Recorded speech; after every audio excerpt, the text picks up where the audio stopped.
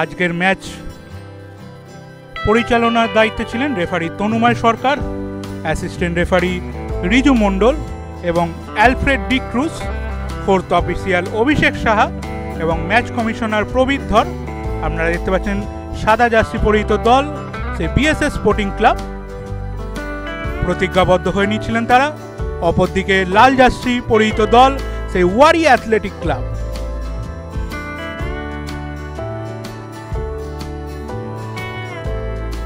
Centre করে খেলাটি শুরু করেন ওয়ারি অ্যাথলেটিক ক্লাব এবং শুরুর দিকে কিন্তু একটা খুব ভালো সুযোগ তাদের কাছে চলে এসেছিল প্রথম গোল করার, কিন্তু এগিয়ে এসে আক্রমণটি প্রতিহত করেন সেই দীপপ্রভাত ঘোষ। বারংবার কিন্তু আক্রমণ তৈরি করছিলেন প্রথম দিকে ওয়ারি অ্যাথলেটিক ক্লাব,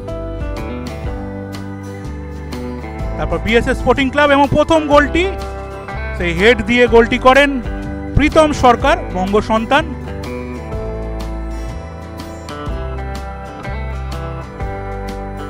এবং হঠাৎই কাউন্টার অ্যাটাকে কিন্তু গোলটি তুলে নেন, প্রথম গোল বিএসএস স্পোর্টিং ক্লাব।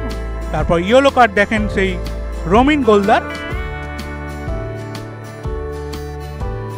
এবং দ্বিতীয় গোল আপনারা দেখলেন একদম শান্ত মাথায় কিন্তু ফিনিশ করেন সেই রমিন গোলদার।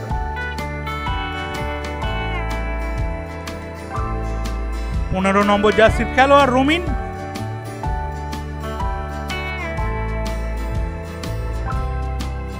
তারপর কিন্তু বারংবার আক্রমণ শানাচ্ছিলেন সেই রমিন।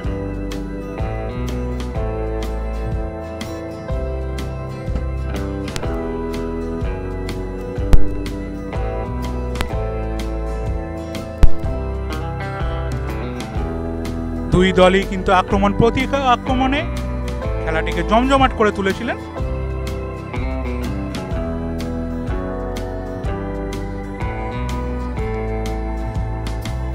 এইভাবে এই প্রথমার্ধের খেলার সমাপ্তি ঘটে। দ্বিতীয়ার্ধের খেলা শুরু করেন বিএসএস স্পোর্টিং ক্লাবের খেলোয়াড়।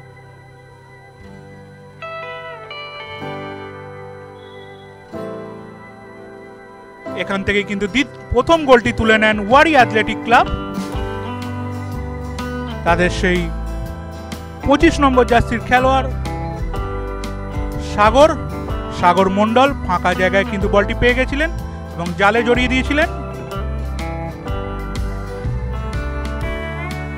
তারপর কিন্তু ওয়ারি অ্যাথলেটিক ক্লাব বারংবার চেষ্টা করেন আরেকটি গোল শোধ করবার।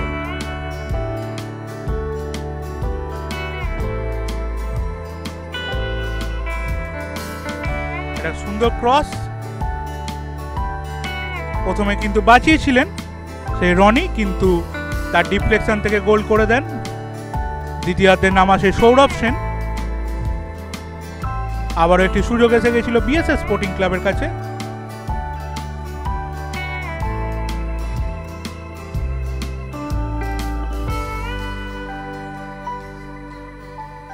বারবার আক্রমণ তৈরি করছিলেন কিন্তু বিএসএস স্পোর্টিং ক্লাব।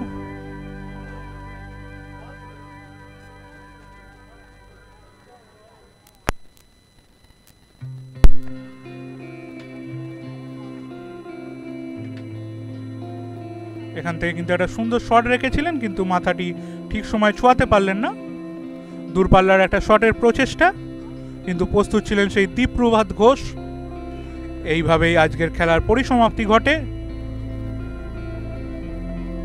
স্ট্রাচি গ্রুপ নিবেদিত কলকাতা প্রিমিয়ার ডিভিশন লিগ 2024-এর আজকে এক্সট্রা টাইম।